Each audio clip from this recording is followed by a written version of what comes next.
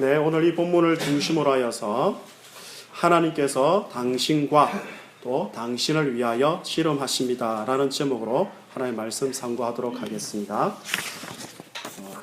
하나님의 은혜와 건강이 여러분과 함께 하시기를 예수님 이름으로 축복합니다. 아멘.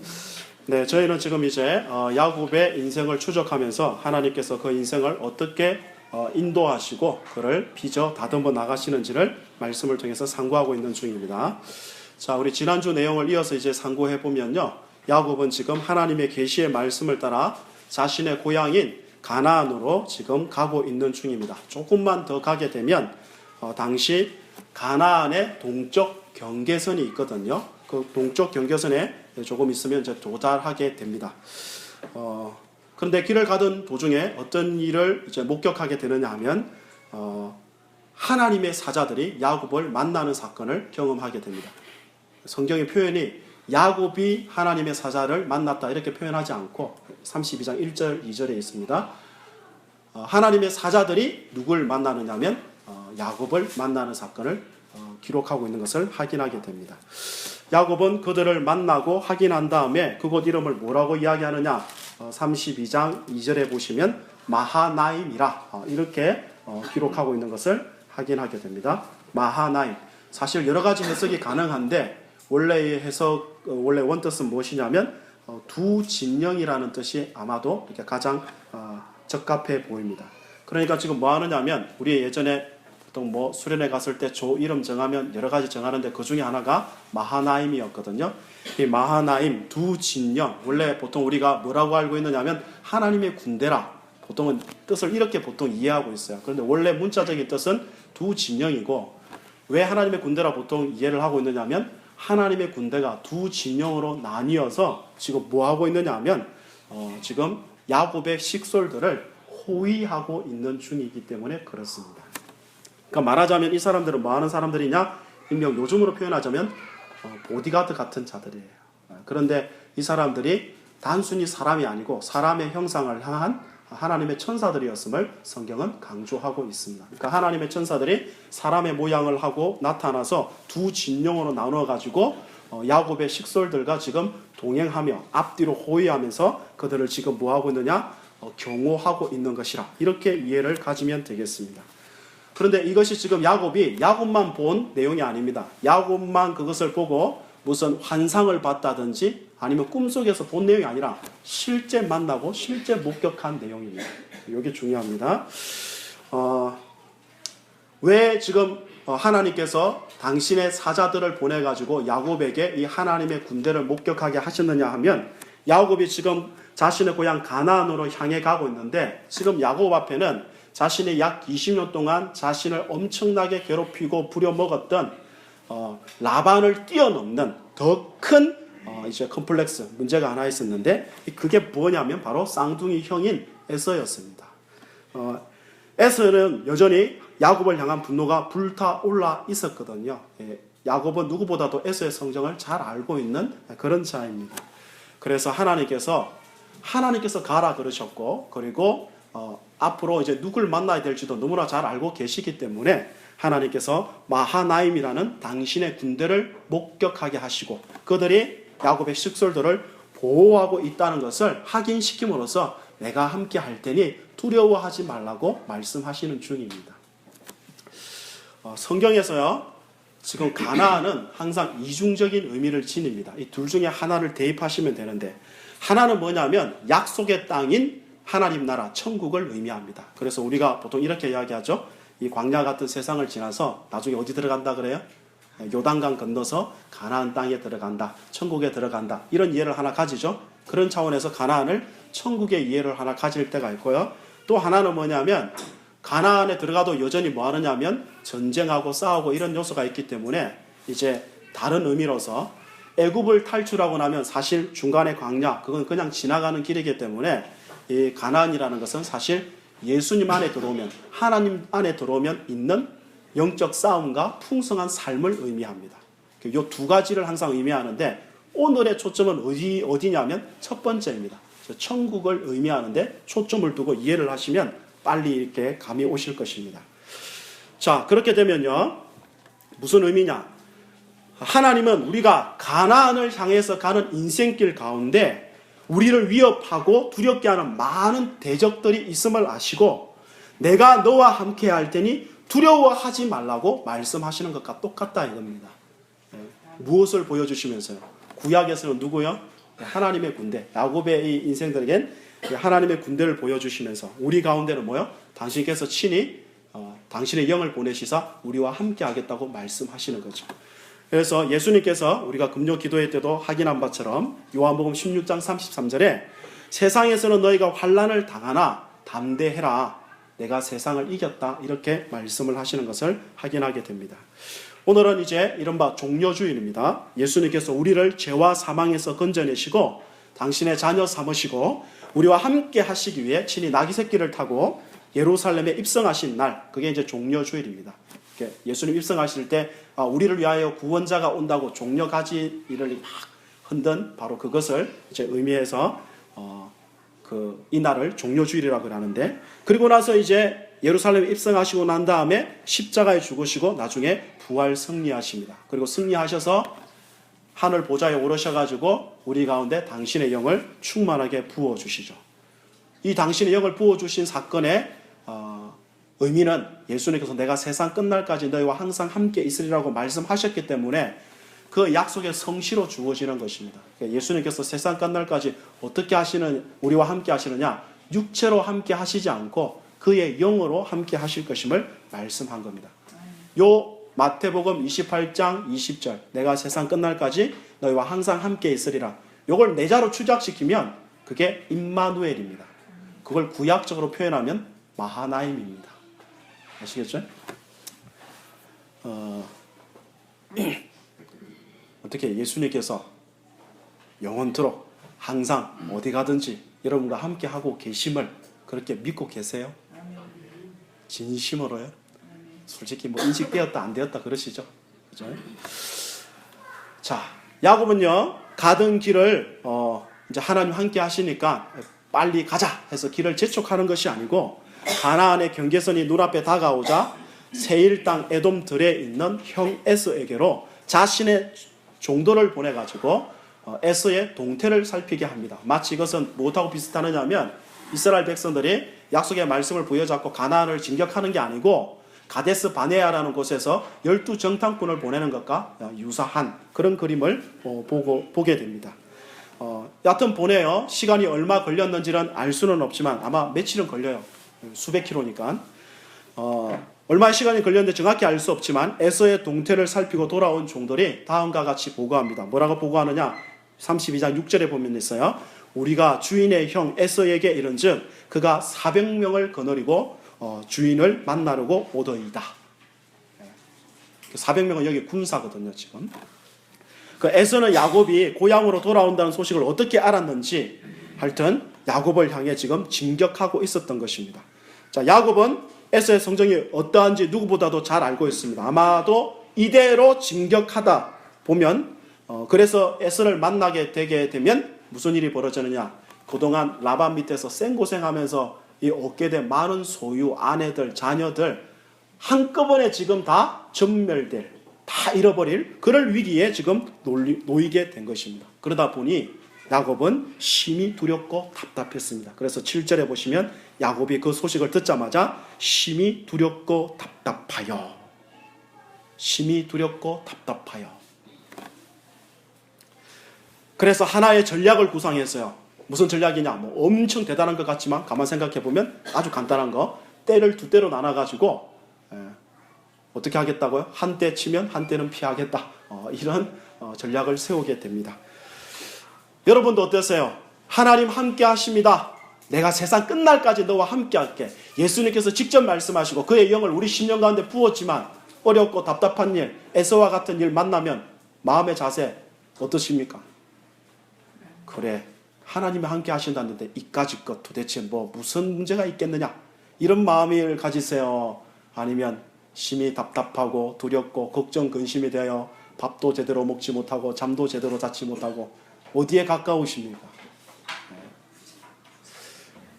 그러니까 우리는 야곱입니다. 우리를 다니엘 이런 사람 생각도 하지 말고 다윗 이런 사람 생각도 하지 말고 우리는 언제 어디를 받아? 항상 누구냐? 항상 야곱이에요. 항상. 예. 이런 문제들을 만나게 될 때 어떤 사람은 뭐 어찌할 바를 몰라서 아무 대책도 못 세우는 사람도 있고, 뭐 어떤 사람은 또 다양한 대책을 뭐 마련해 보겠다고 이리 뛰고 저리 뛰는 사람도 있습니다. 그런데 그 대책이라는 것이 굉장히 하나님을 신뢰하면서 신앙적인 대책을 세우는 사람이 있는 반면에 그렇지 못하는 일들이 태반입니다. 여러분은 어떠십니까? 그렇죠? 그런데 놀라운 것은요, 이런 정황 가운데서 놀랍게도 야곱이 하나님께 기도를 하게 됩니다. 그 기도의 내용이 9절부터 12절까지 기록되어 있습니다. 그 기도의 내용을 살펴보면 각 절마다 이렇게 4절이잖아요. 4가지 내용으로 되어 있는데 첫 번째 내용은 무엇이냐면 9절이죠. 거기 보면 자신의 손주 아브라함과 자신의 아버지 이삭의 하나님을 찾으면서 뭐라고 이야기하느냐? 하나님, 지금 내가 가나안 가는 일이 뭐 때문에 가느냐? 저 손해를 감수하고 하나님 명령 때문에 지금 돌아가는 겁니다. 라고 지금 기도하고 있습니다. 그러니까 야곱이 지금 하나님의 말씀에 기초해서 하나님의 말씀에 자신을 지금 메고 있는 것을 확인하게 되죠. 이거 잘한 겁니까? 못한 겁니까? 따라오시는 거죠. 잘한 겁니까? 못한 겁니까? 굉장히 잘하는 거죠. 잘하는 거죠. 지금 하나님의 약속의 말씀을 기반하여 지금 기도하고 있다고요. 둘째는 뭐냐? 뭐라고 이야기하느냐? 10절 보세요. 10절 보시면 나는 주께서 주의 종에게 베푸신 모든 은총과 모든 진실하심을 조금도 감당할 수 없사오나 이렇게 되어 있습니다. 그런데 이 표현은 정확하지 않습니다. 정확한 번역으로 하자면 나는 이것을 받을 만한 원래 자격이 없는 놈입니다. 이 뜻입니다. 그런데 이렇게 많은 때를 지금 가지게 됐습니다. 그러니까 둘째 기도의 내용을 보면 자신은 자격 없는 자이지만 지금 자신이 이렇게 많은 축복을 받고 누리게 된 것은 오직 하나님의 은총과 진실하심 때문이라고 하나님의 이름을 높이고 있음을 확인하게 됩니다. 잘하는 겁니까? 못하는 겁니까? 잘하는 겁니다. 셋째 뭐라고 기도하느냐? 본격적인 간구의 내용. 이제 하나님 앞에 요청하는 내용 뭐냐? 한마디로 표현하자면 주님, 죽게 생겼으니 건져주십시오. 그거죠, 그죠? 구원해 주십시오. 이게 이제 핵심 내용 아닙니까? 잘하는 겁니까? 못하는 겁니까? 잘하는 겁니다. 당연히 이렇게 기도해야죠. 그럼 여기서 죽여주십시오. 뭐 이럴까요, 지금? 건져주십시오. 자, 넷째 기도 제목 마지막 보시면 다시 한번 뭐라 그러느냐? 12절. 주께서 말씀하시기를 내가 반드시 내게 은혜를 베풀어 내 씨로 바다에 셀 수 없는 모래와 같이 많게 하리라 하셨나이다. 그러니까 뭐요? 하나님이 약속해 주시지 않았습니까? 단순히 돌아가라 했을 뿐만 아니라 나를 통하여 하나님의 약속을 이어가겠다고 말씀하시지 않았습니까? 잘하는 겁니까? 못하는 겁니까? 네, 잘하는 겁니다. 야곱이 기도 하나는 기똥차게 한 겁니다. 이게 사실 창세기 전체에서도 제일 긴 기도입니다. 이게 여러분 확인해 보세요. 이런 기도가 안 나와요. 그렇게 이렇게 멋들어진 기도가 없어요. 기도가 진짜 기도다워요. 여러분도 기도 이렇게 하시면 됩니다. 이렇게, 그죠? 야곱이 이렇게 기도한 것은 너무 귀한 일이고 잘한 일입니다. 성도가 심히 두렵고 답답한 일을 당할 때 인간적인 방법 이것저것 구하지 않고 때를 따라 돕는 은혜를 얻기 위하여 하나님의 은혜의 보좌 앞에 나아가는 일은 진실로 복되고 잘하는 일입니다. 하나님은 자신을 의지하는 자에게 반드시 무엇으로 응답하시는 분이냐? 선한 것으로 응답하시는 분이라고 성경은 한결같이 증거합니다. 다윗도 시편 34편에서 이런 표현을 했습니다. 내가 여호와께 간구하며 내게 응답하시고 내 모든 두려움에서 나를 건지셨도다. 그들의 주를 앙망하고 광채를 내었으니 그들의 얼굴은 부끄럽지 아니하리로다. 아멘. 이 시편 34편이 뭐에 대한 내용이냐면 다윗이 자신의 장인 사울의 시기를 사가지고 지금 도망자 신세가 되기 시작한 거예요. 마치 우리가 불이 나면 어때요? 지금 챙길 틈도 없이 그냥 빨리 몸만 빠져나오듯이 다윗이 지금 몸만 빠져나온 상황입니다. 자신의 몸쪽 몇 명하고 도망가는 거 며칠도 먹지 못하고 그 높당에 제사장이 있는 곳에 갔어요. 그리고 제사 드리고 나온 그 떡의 일부를 먹고 칼 없습니까? 여기 있지. 무슨 칼이요? 네가 그때 골리앗 쳐 죽였잖아. 그 칼 있어. 예? 그럼 그 칼 주십시오. 그것만큼 좋은 게 어디 있습니까? 그리고 그 칼 가지고 누구한테 피하느냐면 누구한테 피해요? 블레셋 나라에 가드라는 곳이 있는데 가드 왕 아기스에게로 피합니다. 그랬더니 아기스의 신하들이 다윗 보자마자 아니 왕이시여 저 다윗은 바로 누구입니까? 그 백성들이 우리의 장수 골리앗을 쳐 부수고 나서 사울이 죽인 자는 천천히고 다윗이 죽인 자는 만만이라 하던 그 다윗이 아닙니까? 라고 하게 되죠. 그러니까 사울 피하다가 지금 어디 들어가게 된 거예요? 적진 한가운데. 그것도 진짜 어리석고 무지하고 바보같이 어디를 간 거예요 지금? 골리앗이 어느 동네 사람이죠? 블레셋 나라의 가드 사람이라고요. 누구나 다 아는 골리앗의 칼 들고, 그것도 누구한테요? 가드 왕한테 가서 자기 사울 피해야겠다고 살려달라고. 이렇게 무지한 짓을 한 사람이 누구예요? 다윗이에요. 이 다윗의 흑역사입니다. 흑역사. 근데 다윗이 거기서 빠져나오게 돼요. 어떻게 빠져나옵니까? 사무엘상 21절에 보면 미친 짓을 해요.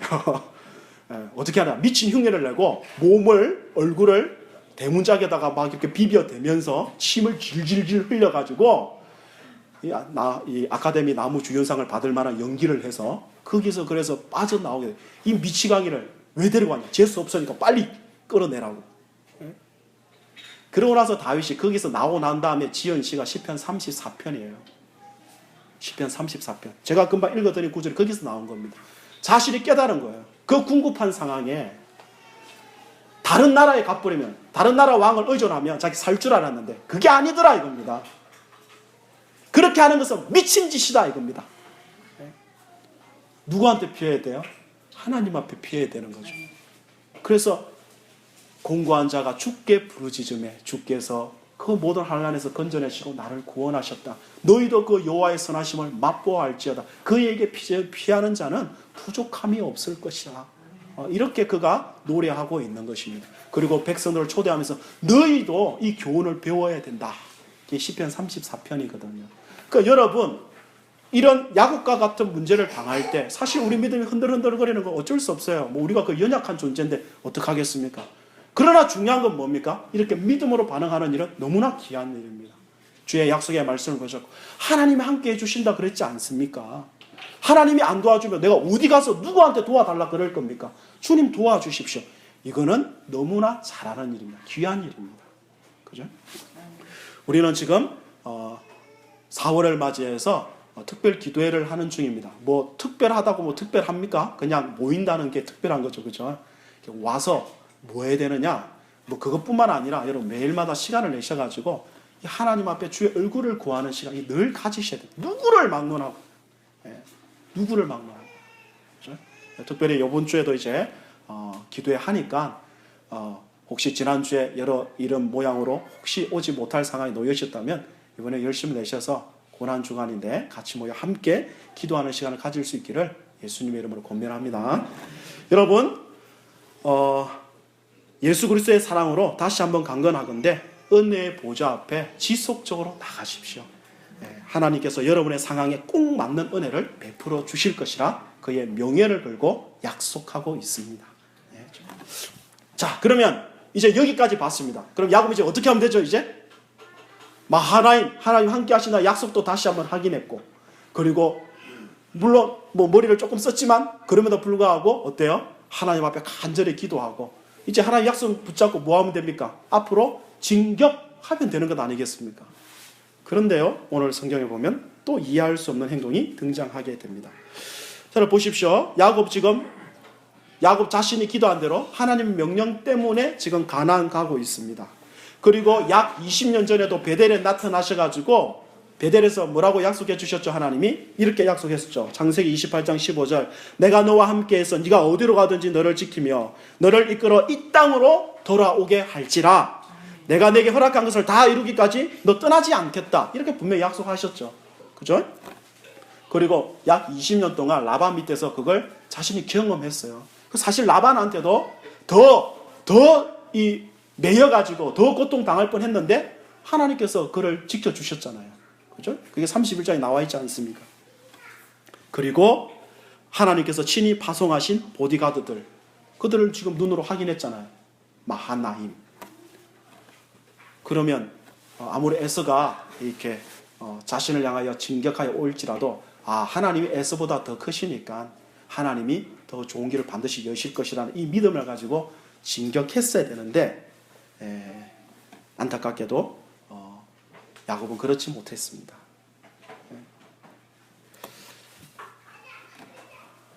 야곱은 바로 그때 자신의 어떤 숨어있던 그 본성이 다시 튀어나오기 시작한 겁니다. 불신앙의 이 본성. 야곱 어떻게 하느냐? 오늘 우리가 다 읽지는 않았지만 13절부터 시작해서 20절까지 확인해 보시면 거기서 잠시 쉬었다가 밤에 뭘 해요? 예물을 택해요. 자신의 소유 중에서. 그 예물의 내용이 14절부터 시작해가지고 16절까지 나오는데 확인해 보셔서 계산해 보시면 자그마치 짐승을 550마리나 준대요. 550마리. 이것저것 막 다 합쳐가지고. 이때 550마리는요. 그 당시 다른 나라에 조공을 바칠 때, 공물을 바칠 때 양보다도 훨씬 많은 양입니다. 그러니까 한 나라에서 한 나라에 조공을 바치는 내용보다 많다는 내용은 야곱이 사실 지금 얼마나 큰 부자가 되었는지를 확인할 수 있는 대목이고, 또 야곱이 얼마나 이 많은 이 뇌물을 가지고 어떻게든 누구의 마음을요, 이 에스의 마음을 풀어보겠다고. 그러니까 이 마음은 지금 동시에 뭘 보여주느냐? 야곱의 마음이 얼마나 두려운지를 지금 동시에 대변하고 있는 내용입니다. 이렇게 한 이유는 20절 오늘 우리가 읽었다시피 내가 내 앞에 보내는 예물로 형의 감정을 푼 후에 대면하면 형이 혹시 나를 받아줄 것이다. 그러니까 이 생각을 가지고 어떻게 해요? 많은 예물을 준비해서 먼저 보내게 된 것입니다. 자, 여러분이 한번 물어보도록 하겠습니다. 이 야곱의 행동은 어떻습니까? 정당합니까? 아닙니까?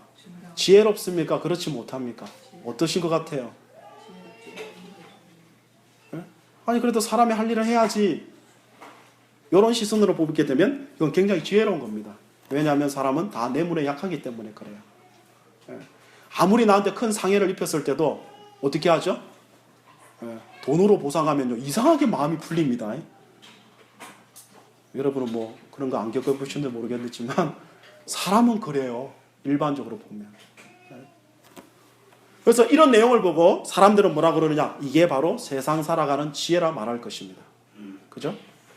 성경은 뭐라 그러냐? 이거 보고 불신앙이라 말합니다.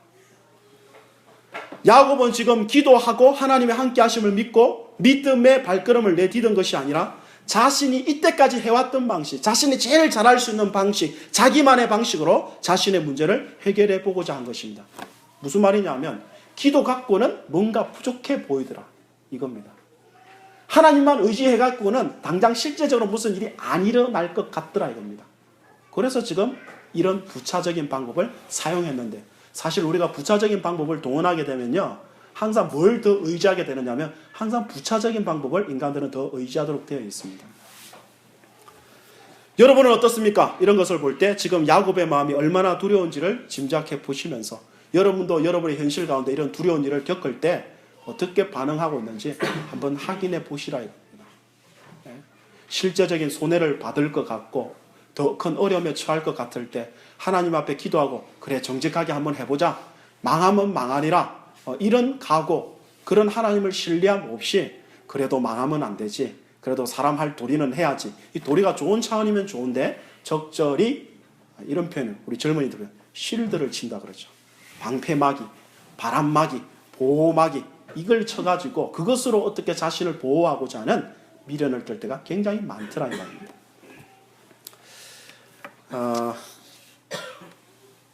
야곱은요 예물을 자신의 무리보다 먼저 보낸 후에 자신의 가족들과 모든 소유로 하여금 야복 나루를 건너게 합니다.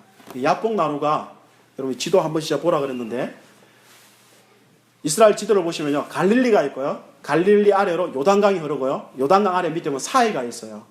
갈릴리와 사해의 딱 중간에 요단강이 있죠. 그 중간 지점 오른쪽 편에 보시면 길르앗 라못이라는 데가 있습니다. 조금 떨어진 데. 그 길르앗 라못에서 요단강으로 조금 더 가까운 데 뭐가 있느냐면 야복강이 있습니다. 야복강 아시겠죠? 거기가 가나안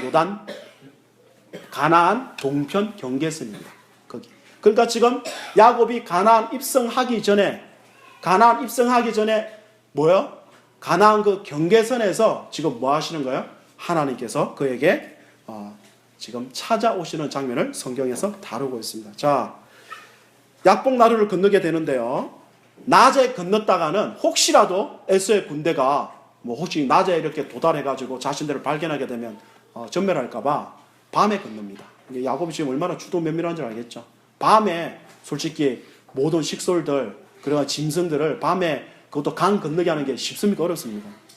이건 뭐 두말할 필요도 없죠. 근데 야곱이 지금 그걸 감행하고 있어요. 지금 이해하셔야 될 게 뭐냐면 야곱은 북쪽에서 내려오고 있고 에서는 남쪽에서 올라오고 있는 중입니다. 그럼 야곱 간로를 북쪽에서 남쪽으로 지금 건너게 만들었죠. 먼저 가게 만들고 지금 야곱은 뭐 했어요? 24절에 보니까 홀로 남았대요. 야곱 왜 홀로 남았을까요? 예? 야곱 왜 홀로 남았을까요? 어떤 사람들이 표현하듯 조용한 시간이 필요할까요? 아니면 색다른 전략을 구상하기 위함이었을까요? 아니면 많은 사람들이 주장하듯이 기도하기 위함이었을까요? 무엇이었을까요? 생각해 보셨나요? 주로 우리가 이 본문을 우리가 읽고 들을 때 주로 무슨 설교를 많이 들었냐면 야곱이 혼자 남아서 하나님 앞에 간절히 기도했다 이거죠. 그죠? 그래서 간절히 기도하면 하나님께서 이렇게 문제를 해결하실 것이다 라고 주장을 합니다. 근데 아까 기도는 언제 했죠? 기도를 앞에 했잖아요 지금. 여기는 지금 왜 혼자 남았느냐? 적어도 제 생각엔 다 보내서 앞에 쭉쭉 죽어나가면 뒤에 혼자 살아남으려고 그래서 지금 한 겁니다. 때도 나누는 거 뒤에서 잘 확인해 보시면요, 안타깝게도 종돌 먼저, 그 다음에 못생긴 레아, 그 다음에 굉장히 잘생긴 라헬. 순서가 이래요. 못생긴 여자는 불쌍해요. 하여튼 간에 안타까운 일인데 하여튼 순서를 보면 이래요. 순서가. 그죠? 그리고 마지막에 누구예요? 자기. 물론 나중에는 변화되고 나서 에스를 대면할 때 자기가 제일 앞자리 딱 서죠. 그죠? 근데 지금은 제일 나중에 있습니다. 홀로 남아 있습니다. 야곱은 그만큼 자기 위주의 사람입니다. 그만큼 자기를 아끼는 사람. 그리고 이것을 이렇게 볼 수 있는 이유가 뭐냐면 호세아에 가보시면 12장에 이런 표현을 써요. 한번 이걸 찾아볼 필요가 있어요. 가보십시오. 구약성경 호세아입니다.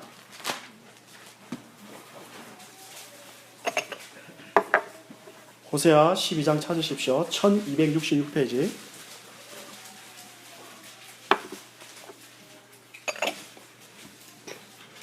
자, 12장 1절부터 6절까지 한번 읽어보겠습니다. 구약성경 호세아 12장 1절부터 6절입니다. 한번 같이 읽어보겠습니다. 시작. 에브라임은 바람을 먹으며 동풍을 따라가서 종일토록 거짓과 포악을 더하여 아수르와 계약을 맺고 기름을 애굽에 보내도다. 여호와께서 유다와 논쟁하시고 야곱을 그 행실대로 벌하시며 그의 행위대로 그에게 보응하시리라. 야곱은 모태에서 그의 형의 발 뒤꿈치를 잡았고 또 힘으로는 하나님과 겨루되 천사와 겨루어 이기고 울며 그에게 간구하였으며 하나님은 베델에서 그를 만나셨고 거기에서 우리에게 말씀하셨나니 여호와는 만군의 하나님이시라. 여호와는 그를 기억하게 하는 이름이니라. 그런즉 너의 하나님께로 돌아와서 인애와 정의를 지키며 항상 너의 하나님을 바랄지니라. 아멘. 지금 내용을 보면 어떻습니까? 에브라임은 북쪽 지파 전부 다를 의미하고 유다는 남쪽 지파거든요. 에브라임과 유다는 전체 이스라엘 말하는 거거든요. 그들이 지금 뭐 하고 있어요? 하나님 의지하지 않고 애굽하고 그 다음에 주위의 아수르 나라들하고 동맹을 맺고 그들하고 지금 살고 있어요. 하나님께서 지금 뭐 하는 문맥이냐? 그들의 책망하는 문맥이에요. 그 행실대로 하나님께서 보응하시겠대요. 너희들의 행위의 지금 모습 누구와 똑같느냐? 너희 손주 지금 야곱하고 똑같다는 것입니다.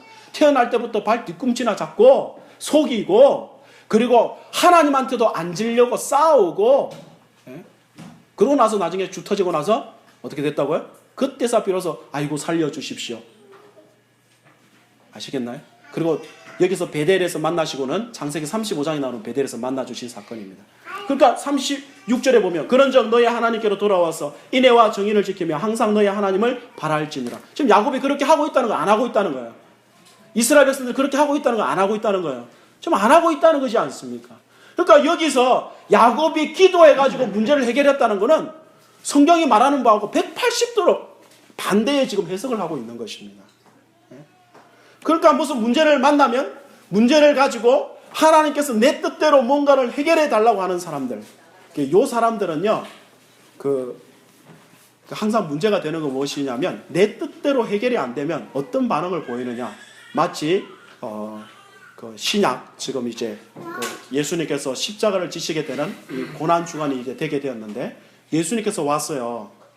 예수님께서 능력이 있다는 걸 다 압니다. 그때 당시 사람들이. 그러나 그 예수님께서 자기들의 뜻에 맞춰주지 아니하니까 어떻게 버리죠? 죽여버리죠. 그들이 신앙이 없었던 게 아니라고요. 그죠? 지금도 똑같습니다. 지금도. 그러니까 이런 본문을 가지고 기도하면 다 해결돼. 이렇게 나가는 사람들은 그런 이해를 가진 사람들이에요. 절대 그렇지 않습니다. 여러분, 다시 이렇게 와보시면요. 혼자 살아남겠다고 지금 뭐 하고 있어요? 지금 혼자 그냥 이렇게 뭐 어떻게 해야 될지를 몰라가지고 지금 이러고 있는 중입니다, 이제. 점점 가까워지니까요. 어떻게 했어요? 그런데 갑자기 24절 보시면 어떤 사람이 야곱에게 씨름을 걸어옵니다. 어떤 사람이. 주어가 야곱이 어떤 사람과 씨름했다가 아니고 어떤 사람이 야곱과 씨름했다입니다. 그죠?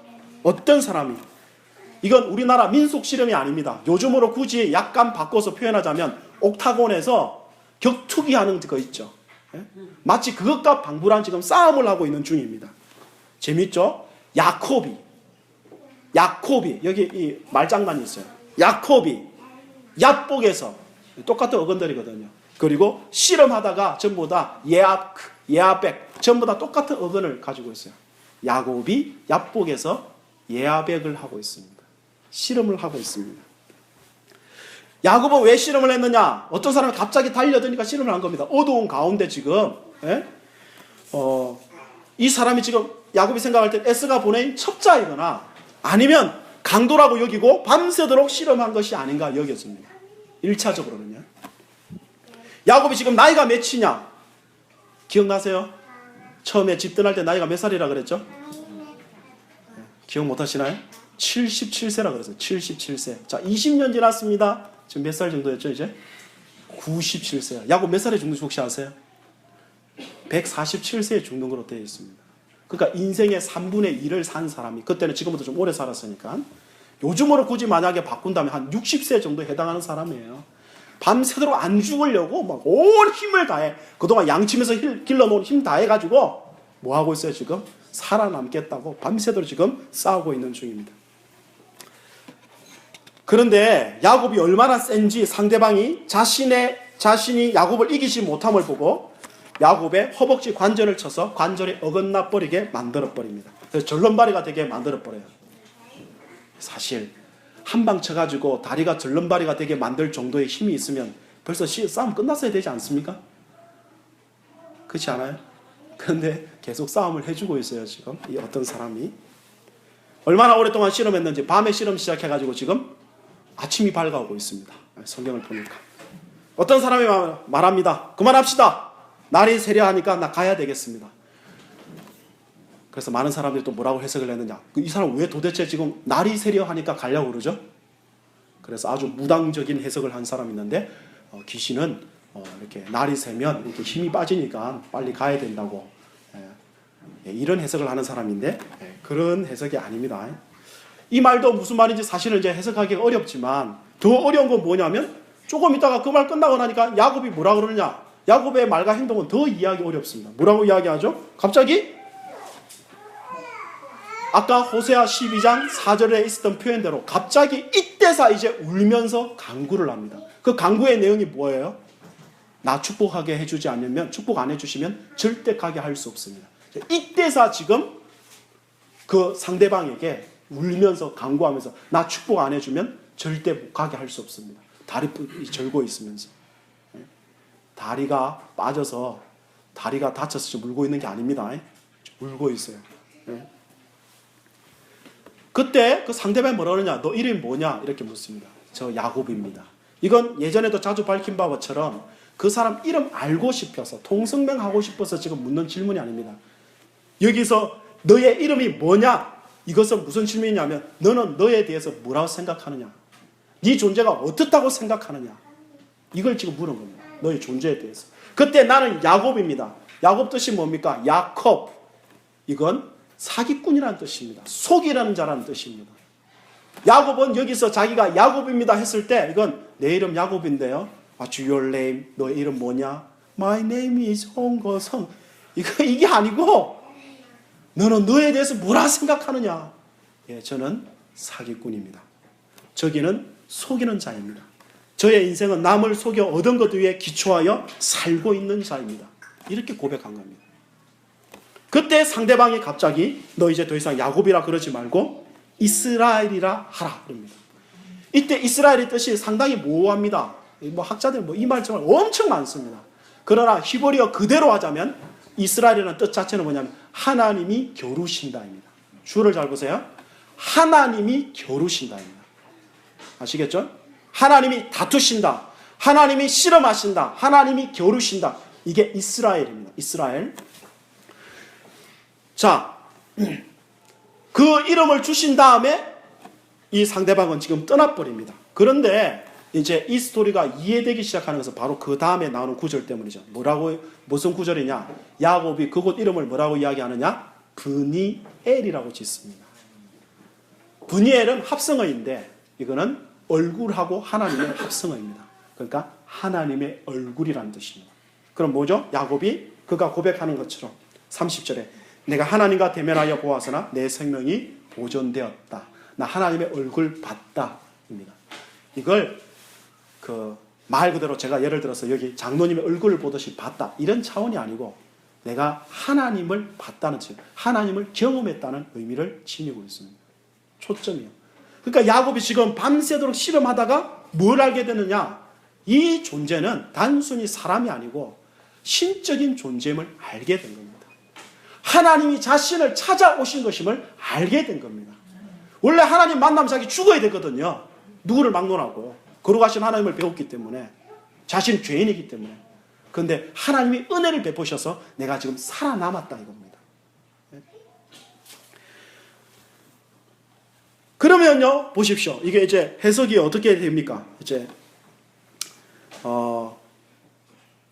어떤 사람은 하나님 혹은 그분이 보내신 천사였고 그 천사는 야곱이 하나님만을 의지하기보다는 항상 자신을 의지하여 살고자 하는 존재임을 폭로하고 그 고백을 받아내시기 위하여 찾아오신 사건, 그게 소위 말하는 야곱의 납봉 나루에서의 실험 사건임을 우리는 알게 되는 거죠. 그가 날이 세려하니 가게 하라 한 것도 아까 그런 무당 비슷한 해석 말고 할 일 끝났으니까 지금 가시는 겁니다. 할 일 끝났으니까.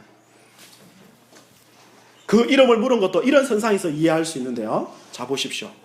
여러분, 하나님께서 야곱을 대적하여 겨루신 이 실험은 하나님을 자신의 힘으로 삼지 않고 하나님과 자신을 자신의 힘으로 삼는 자들과 그들이 항복하여 이렇게 하나님, 나는 야곱입니다. 나는 죄인입니다. 나는 어리석은 자입니다. 나는 내 힘으로 살고자 한 자입니다. 나를 용서하시고 나를 불쌍히 여겨주십시오. 나는 당신이 아니면 안 됩니다. 당신께서 나를 축복해 주시지 않으면 난 아무것도 아닙니다를 받아내신다는 사실을 아주 실제적으로 보여주는 영상, 그림 이미지, 그게 야폭나루의 이 실험 사건입니다.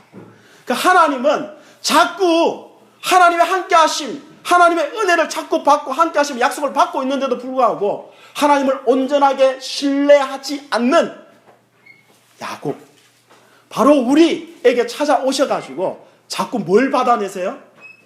주님, 저는 여전히 야곱입니다. 저는 심지어 형도 속이고 아버지도 속이고 삼촌도 속이고 심지어 하나님까지 속여보고자 하는 그런 인생이었습니다. 주님, 나를 용서해 주십시오. 주님, 나를 축복 안 해주면 전 답이 없는 인간입니다. 불쌍히 여겨주십시오. 이게 소위 오늘 성경이 말하는 실험의 진정한 의미입니다.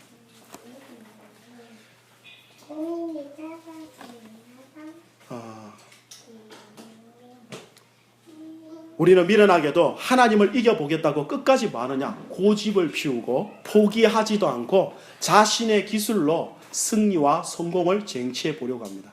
그죠? 하지만 여러분, 제가 예전에 이런 표현한 적 있을 텐데 고집하고 고집이 만나면 어떤 고집이 이기죠? 네, 똥고집이 이기나요? 더 센 고집이 이깁니다. 그죠? 말장난 같지만 더 센 고집이 이깁니다. 성경에 보시면요, 하나님의 고집은요 절대 꺾이지 않습니다. 하나님은 변개치 아니하시는 분입니다. 그 뜻에 대하여. 이걸 꼭 기억하셔야 돼요. 하나님은 뭐 하시는 분이냐? 우리 앞에 찾아오셔가지고 내가 얼마나 무력한 존재임을 철저하게 인정하고 철저하게 하나님만을 의존하는 자가 될 때까지 잠시도 쉬지 아니하시는 그의 열심으로 일하시는 분, 그분이 야곱을 찾아오신 하나님이고 우리 인생에 찾아오셔서 일하고 계시는 하나님임을 성경은 증거하고 있는 것입니다. 여러분이 끝까지 고집을 꺾지 않고 버티시게 되면 무슨 일이 벌어지느냐? 야곱이 나중에 창세기 47장 9절에서 바로 앞에 서게 되거든요. 그때 자기의 인생 간증을 한마디 하는데 뭐라고 표현하느냐면 내가 그동안 험악한 세월을 보냈습니다. 이런 간증을 해요. 험악한 세월. 그러니까 여러분 인생이 복잡해지고 뭐 좋아요, 뭐 스펙타클해서 좋아요, 뭐 이러신 분들은 끝까지 고집 피우시면 돼요. 하나님이 버리시지는 않고 알아서 잘 다루어 가실 겁니다. 그런데 많이 맞습니다. 최소한 뭐는 부러질 각오는 하시라고요? 다리 하나 부러질 각오는 기본적으로 하셔야 되는 것입니다. 이걸 꼭 기억하셔야 돼요. 하나님은 여러분 인생 가운데 찾아오셔서 뭐 하시느냐? 여러분과 싸우시는 분입니다. 자, 오늘 주보에다 뭐라 해놨죠? 제목을 하나님께서 당신과 해놨는데 여기가 당신과가 with가 아니고 against입니다. 대항한다는 뜻이죠. 당신을 대항하여 싸우십니다. 이런 뜻입니다. 하나님의 백성인데도 불구하고 하나님의 백성을 대적으로 삼아가지고 우리가 자주 이런 소리는 듣지 않습니까? 하나님 우리 편이세요. 이 소리를 듣지만 하나님이 내 대적이 되신다는 소리를 잘 안 듣죠. 성경은 뭐라 그러죠? 그러나 그런 소리 합니다. 하나님은 교만한 자를 대적하신다고요. 겸손한 자에게 더 큰 은혜를 주신다고요. 이때 교만함이 뭡니까? 하나님 의지하지 않고 내 힘으로 살 수 있다고 여기는 자들. 하나님은 그 자들을 대적하신다고요. 여러분이 끝까지 그렇게 사시면 여러분 인생을 대적하신다고요. 하나님 의지하지 않게 되면.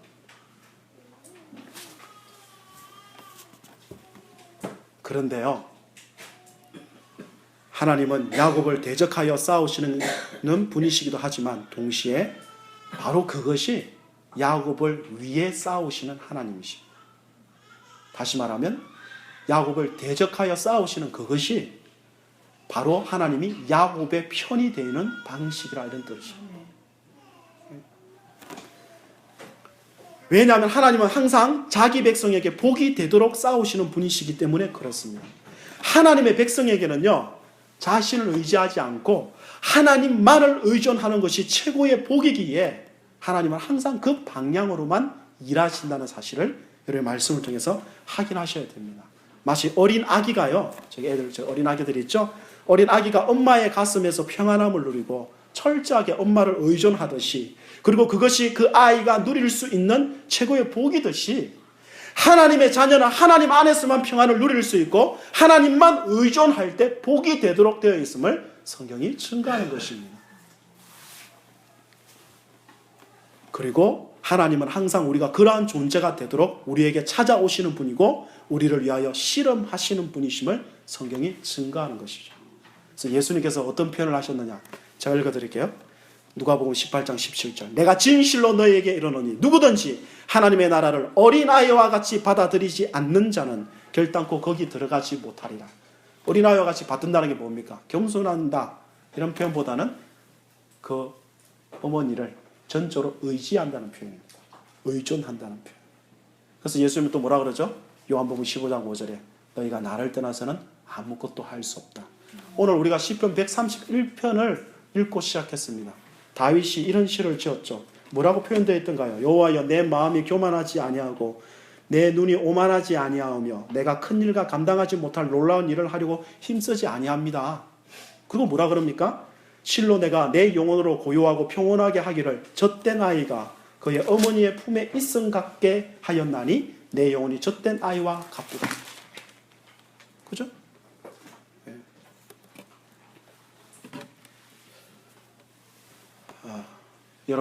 여러분은 이제 영적 이스라엘이 되셨습니다. 자, 예수님께서 오셨죠. 한마디로 표현하면 왜 오셨습니까? 우리를 영적 이스라엘로 부르시기 위하여 오셨습니다. 자신의 힘을 믿고 살던 자들이 이제 하나님의 개입하심으로 자신의 힘이 완전히 꺾이고 하나님만을 의존하여 살아가야 되는 존재, 그 존재가 누구냐? 영적 이스라엘 교회입니다. 하나님의 백성들이고 자녀들입니다. 그것을 가장 선명하게 보여주는 그림이 뭐냐? 다리를 절고 있는 야곱입니다. 자, 다리를 보통 그냥 조금 이렇게 절고 있는 게 아니라 완전히 다리가 부셔져 버린 겁니다. 거의 지금. 아시겠죠? 자, 그럼 잘 움직일 수 있습니까? 힘 쓸 수 있습니까?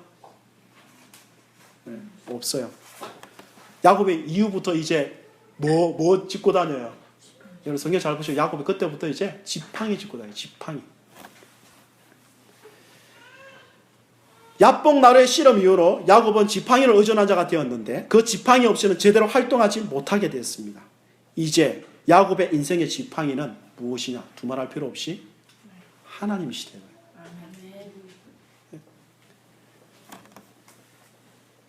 하나님으로부터 공격을 받아 다리가 부러진 인생에게 하나님께서 친히 이렇게 말씀하십니다. 이제부터 내가 너의 다리가 되어줄게. 아시겠나요? 이게 지금 이 야곱의 실험에서 이야기하는 바라고. 그 하나님을 의지하지 않게 되면 여러분 속에 답이 없는 인생, 진실로 망할 수밖에 없는 인생, 그게 예수 믿는 자의 운명이에요. 안타깝게도 자꾸 야곱처럼 구신다고요. 전부 다 저부터 시작해가지고 내가 너와 함께 할게, 직접 인간이 되어 내려오고 십자가에 죽고 성령을 부어주었는데도 불구하고, 그리고 그분을 늘 경험할 수 있는 기도라는 수단, 예배라는 은혜, 이 마음껏 허락했는데도 불구하고 현실만 가면 정신을 못 차리고 자기가 잘할 수 있는 것 온갖 술수 세상의 방식으로 살아남아 보겠다고 이리저리 뛰는 모습. 그런데 뭐요? 그것으로 문제가 해결된 건 아무것도 없다. 그냥 괜히 손해만 보는 거죠. 그렇지 않습니까? 그러므로 여러분, 결론을 맺겠습니다. 여러분, 더 이상 여러분 의지하지 마시고 하나님을 여러분의 지팡이로 삼으십시오. 하나님을 여러분의 다리로 삼으십시오. 그리하면 여러분이 어디로 가든지 넘어지지 않게 될 것입니다. 혹 넘어질지라도 다시 일어나게 될 것이고 뛰게 될 것입니다. 그래서 하박국 선지자가 이런 표현을 한 적이 있습니다. 주 여호와는 나의 힘이시라. 나의 발을 사슴과 같게 하사 나를 나의 높은 곳으로 다니게 하시리로다. 그렇죠? 오늘 주보에 이런 구절을 실었죠. 제가 이제 읽어드리고 기도했으면 좋겠는데요. 예레미야 17장 5절 7절입니다. 6절 8절은 예가 나와 있는데 예는 빼버리고 그 핵심 구절, 여호와께서 이와 같이 말씀하시니라. 무릇 사람을 믿으며 육신으로 그의 힘을 삼고 마음이 여호와에게서 떠난 그 사람은 저주를 받을 것이라. 그러나 무릇 여호와를 의지하며 여호와를 의뢰하는 그 사람은 복을 받을 것이라. 명백한 대조 아닙니까? 오늘 설교 제목 꼭 기억하셔서 하나님께서 당신과 당신을 위해 실험하신다는 사실을 기억하시고 하나님께서 여러분을 찾아오시는 모든 내용은 여러분의 복 주시기 위하심을 기억하시고, 아무리 많은 재산을 가지고 그게 진짜 복이 아니고 하나님이 너를 위하여 싸우시는 것, 너를 대적하여 싸우시는 것, 그게 복이라는 사실을 기억하시고 하나님을 지팡이로 삼고 하나님 주시는 승리를 맛보고 누리고 증언하는 우리 하늘 영광의 모든 백성들 되시기를 예수님 이름으로 축복합니다. 우리 다 같이 오늘